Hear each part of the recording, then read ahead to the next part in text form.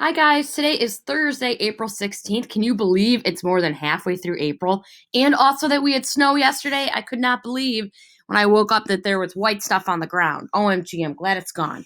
I don't know if you've seen the weather, but it's supposed to be 50s or 60s like the next couple days. So that's going to be awesome. So let's talk about what you're going to be doing.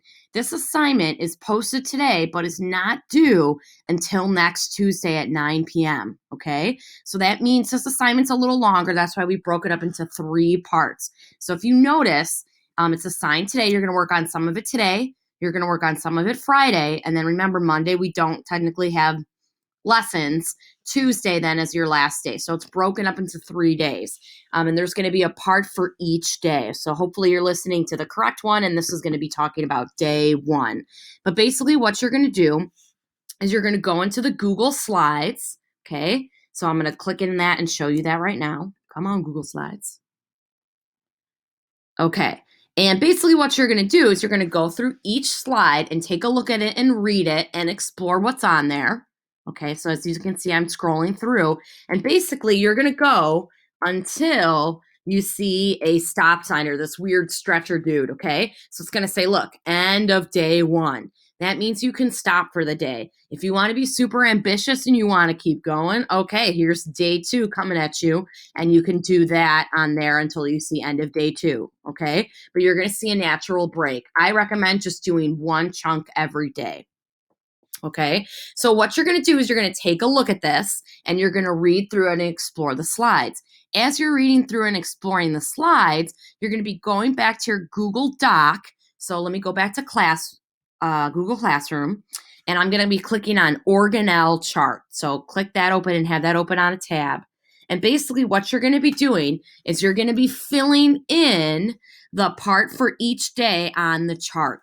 So if you kind of take a look at the construction here, you'll notice that everything for day 1 is in red. So anything that you have to do for Thursday, day 1, is in red. So take a look. And this corresponds with all the slides in day 1.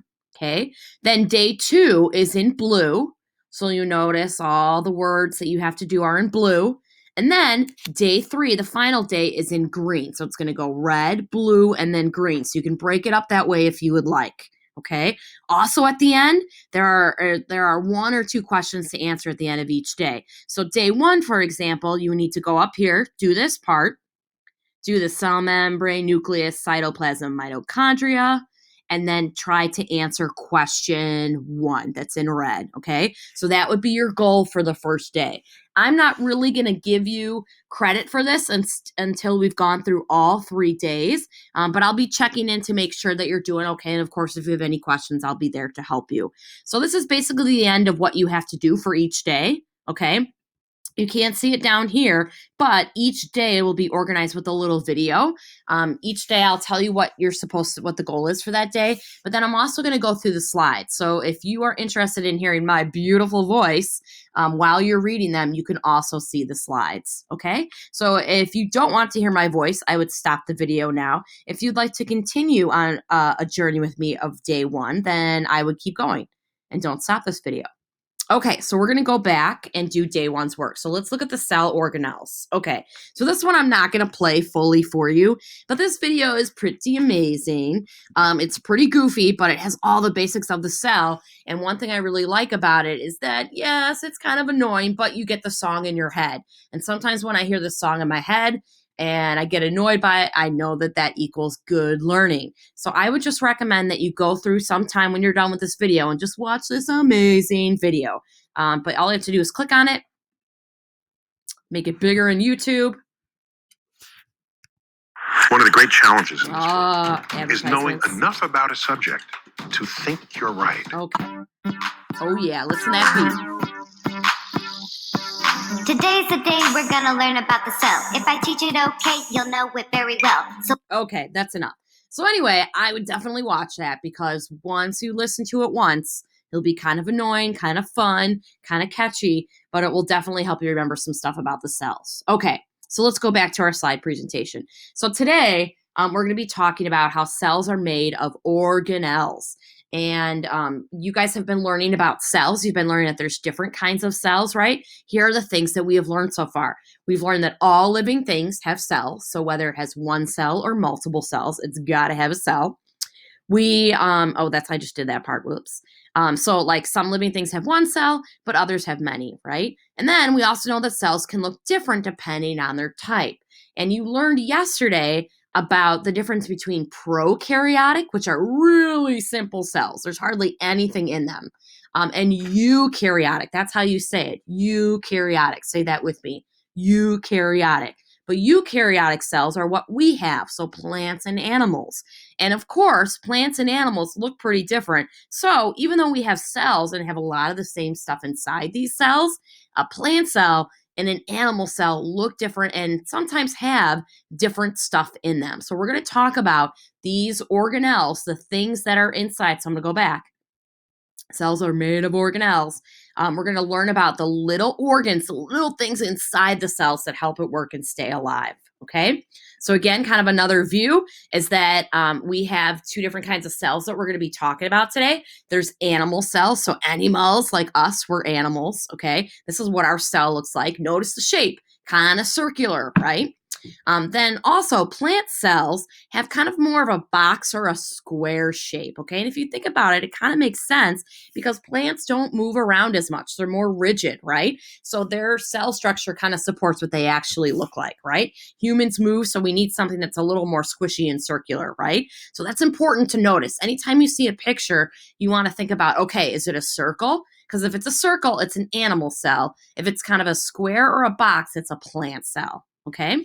So what we're going to do today is we're going to talk about the organelles that are in those cells. Okay, next slide. Here we go. So both plants and animals, and if you can guess here, this is circular. So if you remember from the slide before, that circular cell means it's an animal cell, okay? But this is just a picture of an animal cell. And basically, the one word that we want to remember from today is that anything that's inside, kind of like inside our bodies, there are organs. Well, cells inside of their structures are organelles. And we add this E-L-L-E-S part on there because it's like little babies. So organelles are little things inside the cell. Okay. Oh, so cute. All right. So we're going to talk about 4 major organelles. 3 of them you read about yesterday in your reading. Here we go. So the first one is called the cell membrane. Both plants and animals have a cell membrane. So if you look it over here, here's a circular animal cell. And then we've got another picture of a plant cell. Check this one out. This one looks very much like a plant cell, right? Very boxy, okay? But the job of the cell membrane is, if you look at it, it's the orange part on the outside here. So it's its outer casing. And then it's kind of this light green square, all right? A plant actually has one more thing that's this dark green square on here. We're not going to worry about that right now. But it has this this kind of rigid light green line that goes around it is what the cell membrane is, okay? So it's on the outside of both cells, and the job of this organelle is to basically let things in and out of the cell. So it would let things like water or little nutrients in, and basically kind of decides what comes in and out of the cell. So if you think of something that might compare to it, it's kind of like a security guard, right? It kind of decides what goes in and out of the cell for the good of the cell. So after I'm done looking at that, or looking at this, I'm going to go to the chart. So let's go to the chart. And basically what I'm going to do is I'm going to start filling it out. So if you notice, it says the parts within cells are called, well, we learned out what those are. Those are like little baby organs, so they're called organelles. So I'm just going to fill that in like that. Okay. And then what I have to do, and I'm just going to show you this part, then you're going to do the rest. Okay. But cell membrane, we have to decide, is it in the plant, animal, or is it in both cells? Well, if you go back, it shows you, right? It says it's in both cells. And you can tell because it says this. And it also has a picture of the animal and the plant cell in there. So I'm going to go back to my chart and I'm going to write in both. And it's okay, whatever font you want to use or however it looks. Just make sure you have the answer in there. So both. It's in plant and animal cells. And then I have to say what the function or the job is. There's a really nice hint. If you go up here, back to the Google Slides, I highlighted the job of the cell. So check this out. It lets things in and out of the cell of the organelle. So I'm going to say that. It lets things in and out of the cell. Okay, and I'm also going to add for flair like water or nutrients. Okay, so there we go. I've already put both of those things, and that's what you have to do. Once I'm done, I'm going over the nucleus slide. I would pause my video and write in the information for the nucleus. Same for the cytoplasm. Same for the mitochondria. And then after that, you're going to go down and try to answer this question right here. Okay, so let's go through the rest of the slides for today. The next organelle that exists in a cell, and it's actually in both, is called the nucleus. And the nucleus is the boss of the cell, okay? It's really, really important. It's in, if you notice, it's in the animal cell, it's in the plant cell, but it's important because as the boss of the cell, it's kind of like the brain, right? The brain in our bodies. It controls all the cell's activity, so it knows what's going on. It's kind of in charge of the whole cell to make sure that it's healthy and doing what it's supposed to. So the nucleus is super important. The nucleus is also pretty obvious. You look for the giant circle that's kind of sometimes towards the center, sometimes kind of off to the side. So if you look here, you see in the animal cell, this light blue, this circular, kind of looks like a melon structure is the nucleus. And then if you look at the plant cell, it's in purple here, okay? So nucleus. So I would pause the video right now and go fill out that information in your chart. Okay, next up, we have some information about the nucleus. So the nucleus is a really big deal. Not only is it in charge of the cell and the boss, but it also contains super important information. And that super important information is stuff we call DNA. You read about it yesterday, deoxyribonucleic acid. DNA is the important genetic code of the material that we need to basically make ourselves and to make sure that we survive. So if you look at a cell, this is an animal cell, it's kind of squishy and circular, right? Inside the nucleus, you have all these squiggly things that we call chromosomes or chromatin, and that is what our DNA is made up of. And that's our genetic code. That's what makes us different from one another. Okay, so that's important. That's in the nucleus. Hint, hint. That's also when you go to your organelle chart, down here under number 1. What important materials inside the nucleus? Oh, gee, thanks, Mrs. Pasico. You are welcome. There you go. Okay, let's go back.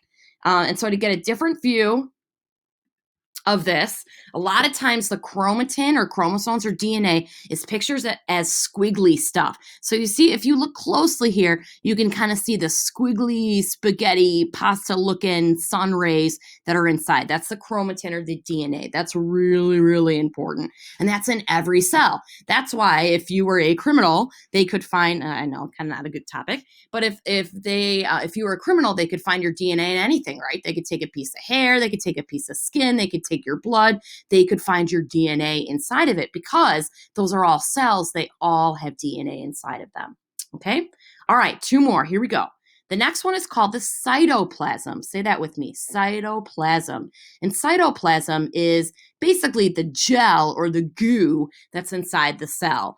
And if you take a look at it, it's kind of hard to point out, but basically it's just the stuff that holds all the organelles together. So if you look in this animal cell, you can see that the light green substance, it's kind of like the jello. If you were to put all these things in jello, that's what the cytoplasm is. And then if you go to the plant cell, you would notice that it's also this kind of light green material, okay? So it would kind of be filling in. If you were coloring in, you would fill in anything that's not an organelle, right? That's the cytoplasm. And the cytoplasm is important because it basically holds all the organelles, inside the cell, holds them together, keeps them all intact with the cell, okay? So that's the cytoplasm. The last one we're going to talk about today is the mitochondria. Say that with me, mitochondria. And if you think about it, it kind of sounds like the word might. Like if you were to raise your hands and make that muscle sign, right? Mitochondria. And that's basically what the mitochondria is. If you look at the clues, it shows you that it's the mitochondria in the animal and in the plant cell. So they're in both. And it kind of looks like this weird hot dog / bean thing with all these folded inner parts in here. That's what the mitochondria looks for. So I always tell people look for the beans or the hot dog. So if you go over to the animal cell, you can kind of see what looks like a hot dog bun or a bean. There's the mitochondria. And notice how there's more than one. So there's one here, here, here. And then also, sometimes they're different colors based on what the picture shows. But if you look at the bean looking ones, and this one's kind of tricky because there's something else. But if you look at this one over here, it kind of looks like stacks. These are the beans, right? So this is the mitochondria right here in the plant cell.